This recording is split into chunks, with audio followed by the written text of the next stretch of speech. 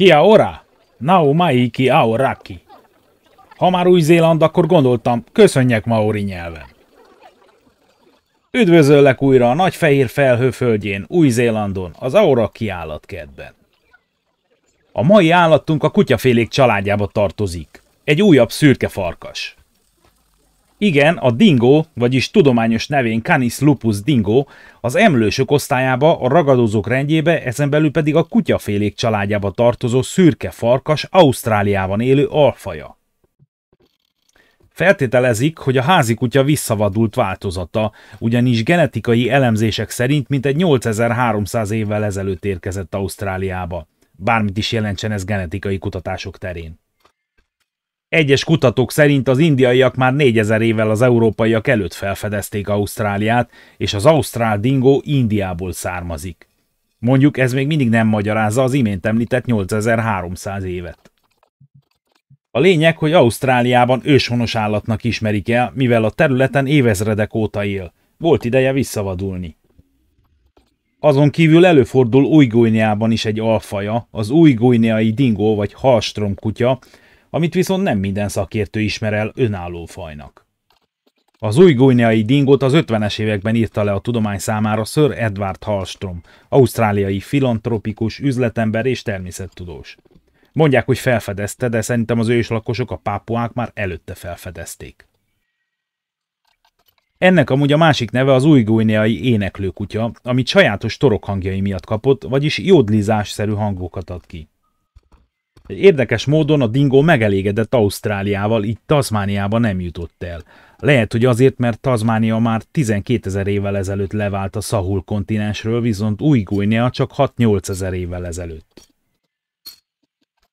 Mindkét alfaj a kutya, vagyis a Canis lupus familiaris egy-egy visszavadult változatának tűnik. De nem mindenki ért ezzel egyet, mivel egyes szakértők szerint mindkettő a farkas önálló alfaja. A legrégibb csontleletet 3450 évvel ezelőttire satszolják. Azóta az állat alakja nem változott, viszont nem mutathatók ki tenyésztés hatásai. Lehet, hogy mégiscsak egyedül került oda. Hangadása nyűszítésből és vonításból áll. Teste 40-65 cm magasságú, míg hossza 81 és 111 cm között van. A nőstények súlya átlagosan 11-17, a hímeki átlagosan 12-22 kg között van, de akadnak ennél nagyobb példányok is. Bundájuk rozsdásvörös vagy szürke színű. Az Új-Guineában élő változat kisebb és szürkésebb. Nem kedveli az emberi társaságot és nehezen szelídíthető. Jó munkát végzett a visszavadulás alatt. Azt mondják, fiatalon még nagyon kedves, ám felnőve nagyon önállóvá, bizalmatlaná és agresszívá válik, ezért kutyakinti tartása semmiképpen nem ajánlott. Viszont, ha mégis kölyökkora óta együtt van nevelve házi kutyával, akkor azzal könnyen kereszteződik. A dingók általában családi csoportokban élnek, közös otthonuk van a vadászterületükön belül, ezt a főhadiszállást minden betolakodótól védik. Ezekhez a falkákhoz a fiatal kanok csak akkor csatlakoznak, ha nagy a táplálékkínálat, de ha szűkös, akkor minden társukat elzavarják. A kutatók megfigyelései szerint a fogságban tartott dingók képesek eszközhasználatra, például magasan lévő tárgyakhoz állványt húztak, hogy elérjék azokat. Azt is megállapították, hogy ha egy ember rámutatott valamire, a dingók a kutyákhoz hasonlóan megértették a mozdulatot. Valószínűleg azért, mert nem elbutultak, hanem elvadultak. A farkasokhoz híven jó szaglással és hallással rendelkeznek, főleg éjszaka vadásznak és lesből támadnak. A dingó egyedül inkább kisebb emlősökre, nyóra vagy akár gyékokra vadászik, és nem veti meg a madarakat, a tojásokat, a hüllőket, a rovarokat, a lárvákat és a dögöt sem. Viszont ha a falkában támad, ami legalább 2 egyedet jelent, akkor akár a szürke óriás kengurút is elejtik. Azzal viszont óvatosan bánnak, mivel a rugása akár meg is ölheti őket. Ha több zsákmányt ejtenek, mint amennyit meg tudnak enni, a maradékot elássák és később visszatérnek érte. Amióta Ausztráliába a birkát is betelepítették tenyésztés céljából, azóta igencsak kedveli a birkapörköltet is. Emiatt nézeteltérések vannak a dingók és az emberek között. Sok biológus tanulmányozza a szokásaikat és életmódjukat, mivel nagy kárt okoznak Ausztrália állatállományában. Viszont mivel őshonos állatnak tekintik, ezért nem akarják kiírtani sem, de azt sem szeretnék, ha túlságosan elszaporodna. A dingók Észak-Ausztráliában a szarvasmarha állományokat is tizedelik, sok borjút megölnek.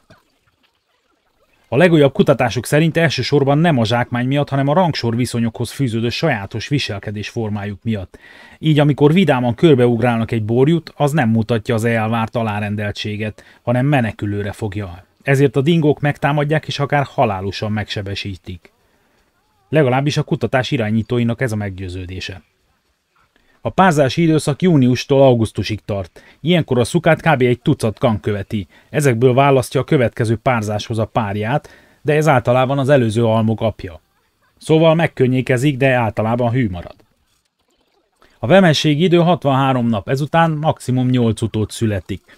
Minden évben ugyanott fial, kivéve ha a helyet időközben az ember felbolygatta. Szülés után néhány nappal a szuka néhány társával több száz méterrel odébb vonul, szélirányban, hogy észlelhessék a fészket, így védve a kicsik rejtekhelyét. Veszély esetén egyenként cipeli a kölyköket új rejtekhelyre. Ha nincs veszély, csak a szoptatás és előemésztett táplálékhordás miatt jár vissza a kicsikhez, azaz etetni. Ahogy a kölykök növekednek, már nem elég, ha a nőstény eteti őket, ezért mindkét szülő gondoskodik róluk. Ahogy telik az idő, a szülők egyre távolabb mennek vadászni, és a zsákmányt már érintetlenül teszik le a kölykök közelében, hogy azok így tanuljanak vadászni. A fiatalok 2 éves korukban lesznek ivarérettek. Visszatérve az eredetükre, a dingók 2017-ben megnyerték a Pacific Biosciences nevű amerikai cég szavazását arról, hogy melyik állat génjeinek feltérképezése lenne a legérdekesebb. A második helyezett a pöfögő futrinka lett.